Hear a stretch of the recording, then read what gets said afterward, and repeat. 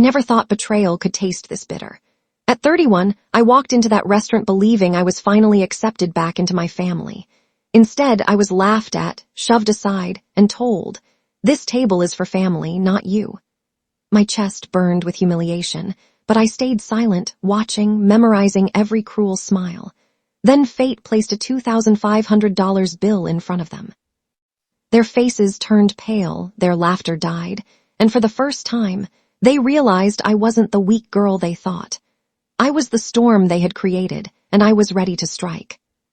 Backhand index pointing right, stay until the end, because sometimes revenge is the only language the heart understands. My name is Sophie Gallagher, and I'm 31 years old. For most of my life, I've been the shadow in my own family's portrait, the one they cropped out, ignored, and sometimes even ridiculed. I left my hometown of Boston at 20, chasing dreams that no one believed in. 10 years later, I returned, not as the insecure girl they remembered, but as a woman with a solid career in finance and the courage to stand tall. Or at least, I thought I did. That night, it was my Aunt Linda's birthday. The family had booked La Verona, an extravagant Italian restaurant where the chandeliers sparkled like stars, and every glass of wine cost more than my weekly groceries once did. I dressed carefully, navy dress, modest heels, hair pinned neatly. I wanted to blend in, to finally belong. When I walked in, my cousins Amber and Chloe were already there, laughing too loudly, flashing their diamond bracelets. My uncle patted the chair beside him, but Amber leaned forward, lips curled into a mocking smile. "This table is for family," she said, her voice slicing through the music. "Maybe you should ask the waiter to find you a spare seat over there." Her perfectly manicured finger pointed toward the corner tables, where strangers sat, where outsiders belonged. Heat flooded my face. The room spun. I opened my mouth to protest, but the ripple of laughter that followed drowned me out. Even my mother stayed quiet, eyes fixed on her napkin. So I moved to the corner, invisible again. But as I sat there, watching them toast with champagne, a strange calmness settled over me. Every insult, every dismissive glance, every cruel word, they stacked inside me like bricks. And with each one I built something dangerous: resolve. Then, as dessert was cleared away, the waiter appeared. He placed a sleek black folder in front of Aunt Linda. She opened it, and the color drained from her face. $2,500. The room fell silent, voices stuttered, accusations flew. Who ordered this? That wasn't mine. I didn't drink that champagne. And me, I sipped my water steady and calm. They thought I was powerless, but what they didn't know was I had already set the wheels of revenge in motion. The table dissolved into chaos. Aunt Linda's hands shook as she pushed the bill toward my uncle. He shoved it back, muttering something about not drinking the champagne. Amber and Chloe whispered furiously, their perfect masks cracking under the weight of panic. I sat in the shadows, every second sinking deep into my memory. For years, they had made me feel small. Tonight, they would feel what it was like to be powerless. The truth was simple. Earlier that evening, I'd slipped a quiet instruction to the waiter. I had watched Amber brag about ordering the finest bottle just to impress her friends, knowing very well none of them could truly afford it. So I told the waiter, put everything under one bill. And now here it was, $2, $500 of embarrassment. Split it evenly, the waiter suggested politely. Amber gasped, "Are you insane? Why should I pay for what she ordered?" She jabbed a finger at Chloe. Chloe hissed back, and soon the entire family was arguing. Their voices rose above the music, attracting stares from other diners. I leaned back, smiling faintly into my glass. It was beautiful, watching the family that once humiliated me destroy itself over money. Then my mother's voice cut through the noise, soft, trembling. "Maybe Sophie can help. She has a good job now." All eyes snapped to me. For a moment, I felt the old weight pressing on my shoulders. The outsider, the scapegoat, the one they turned to only when it suited them. Amber's lips curved into a smirk. "Yes, Sophie, why don't you cover it? Show us you actually belong here." Silence. The waiter hovered, waiting. My family stared at me like vultures circling prey. I placed my napkin slowly on the table, stood up, and let my heels click against the marble floor. My heart pounded, but my voice was steady. "You told me I wasn't family," I said, my eyes sweeping across their pale faces. "So tonight you pay like strangers." And with that, I turned, walking out of La Verona into the cool Boston night. Behind me, I could hear them shouting, scrambling, fighting over the bill. For the first time in my life, I didn't feel small. I felt powerful. But little did they know, this was only the beginning of my revenge. The next morning, my phone lit up with messages, missed calls from my mother, frantic texts from Amber, even a voicemail from Aunt Linda. They were desperate, their carefully polished image cracked by the chaos of last night. I didn't reply, not yet. Instead, I sipped my coffee by the window of my apartment overlooking the Charles River, replaying every second of their humiliation. For the first time, I understood the sweetness of silence, letting them drown in their own panic while I stayed untouchable. By noon, my mother showed up at my door. Her face was tired, her voice pleading. "Sophie, please, you shouldn't have walked out like that. They're saying you embarrassed the family." I almost laughed. Me, the outsider, the forgotten one, accused of embarrassing them. The irony was too delicious. "I didn't embarrass them," I replied calmly. "They exposed themselves." Her eyes softened, but she didn't argue. She knew I was right. Later that evening, I attended a work function at a luxury hotel. To my surprise, Amber was there too, clinging to a wealthy client I recognized from my firm. Her laugh was shrill, desperate, and her charm forced. She froze when she saw me. "Sophie," she whispered, pulling me aside. "About last night we were just joking. You know how family is, we didn't mean it." Her eyes begged, but her pride wouldn't let her fully apologize. That's when it hit me. They weren't sorry for what they'd done. They were only sorry for the consequences. I smiled, tilting my head. "Funny," I said, "because to me, family doesn't treat people like that. But don't worry, your new client will know exactly who you are." Her face drained of color. "What do you mean?"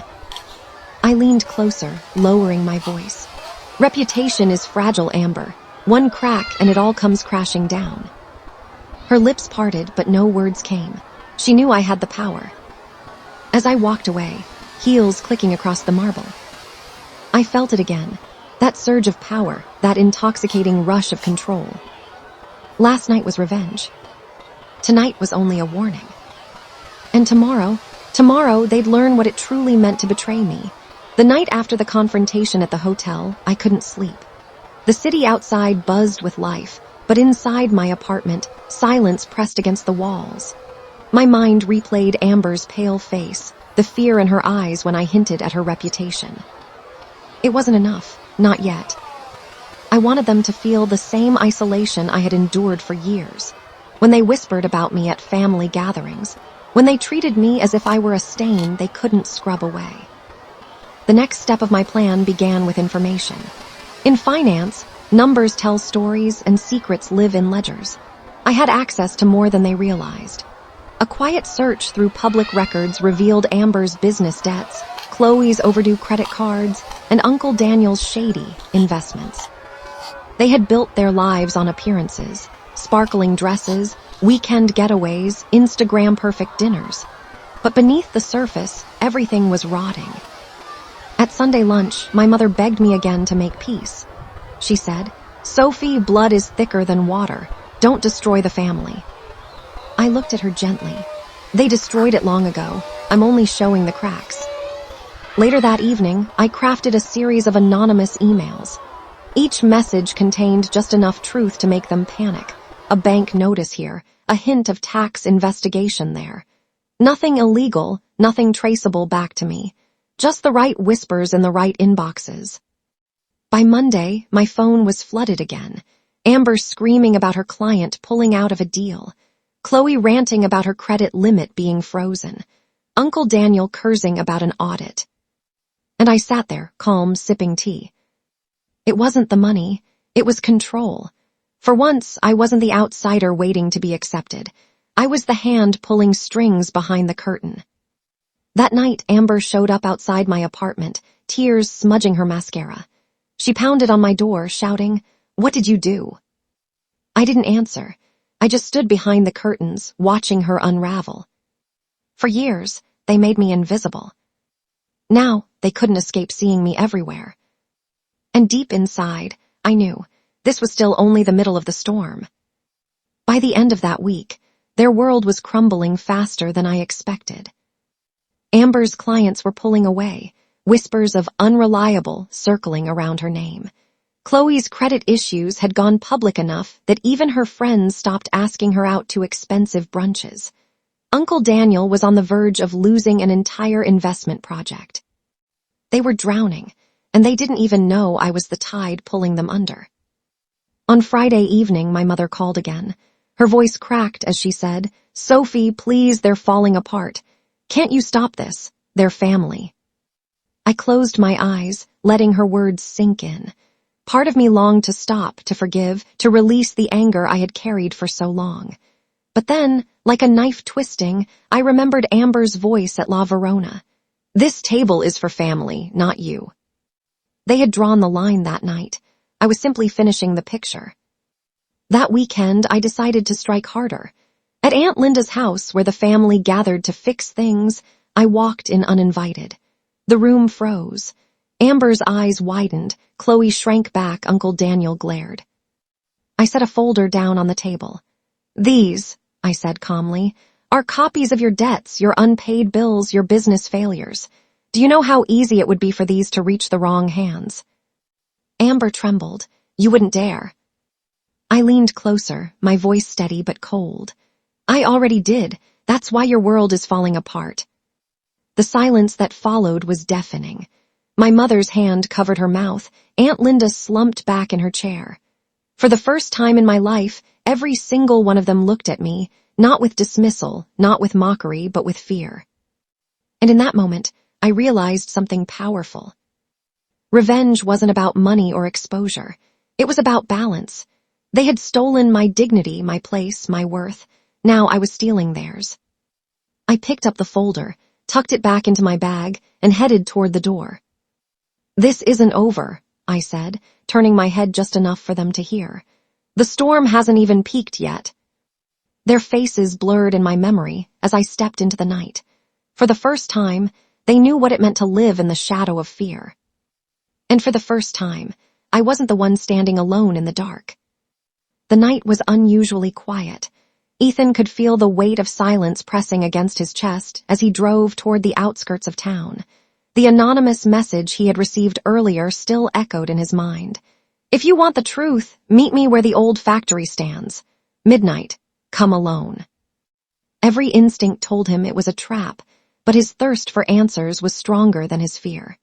The factory had been abandoned for years, a shadowy relic of the past where whispers of corruption had often been buried. As his car rolled to a stop, Ethan noticed a single flickering light hanging above the rusted entrance. He stepped inside, every footstep crunching against broken glass. The air smelled of dust, iron, and secrets. Suddenly, a voice emerged from the darkness. "You were warned not to dig too deep," the stranger said, stepping forward. His face remained hidden under the hood of a black jacket. "But since you've already crossed the line, you deserve to know the truth." Ethan clenched his fists, his voice sharp. "Then start talking. Why am I being dragged into this mess?" The man chuckled, low and bitter. "Dragged? No, you were chosen. From the very beginning, they've been watching you. Every move, every word, every person you trusted, monitored." Ethan's heart pounded. "Who are they?" The hooded figure leaned closer, his whisper slicing through the silence. "The people who control everything you see. The ones who turned neighbors into spies, friends into traitors, and turned your life into a staged game. You think revenge is yours to take? No, it's theirs. You're just a pawn." Rage flared inside Ethan, but beneath it lay fear. Was everything in his life manipulated? The accidents, the betrayals, the enemies, had they all been orchestrated? Before Ethan could demand more, headlights pierced through the broken windows. Black SUVs screeched to a halt outside, and armed men poured out. The hooded stranger grabbed Ethan's arm. "You have to choose, right now," he hissed. "Trust me and escape, or stay and let them erase you." Ethan froze for a second, but in that moment he realized the stakes had risen beyond personal revenge. This was bigger, darker, and far deadlier than anything he had imagined. And as the factory doors crashed open, Ethan made his choice.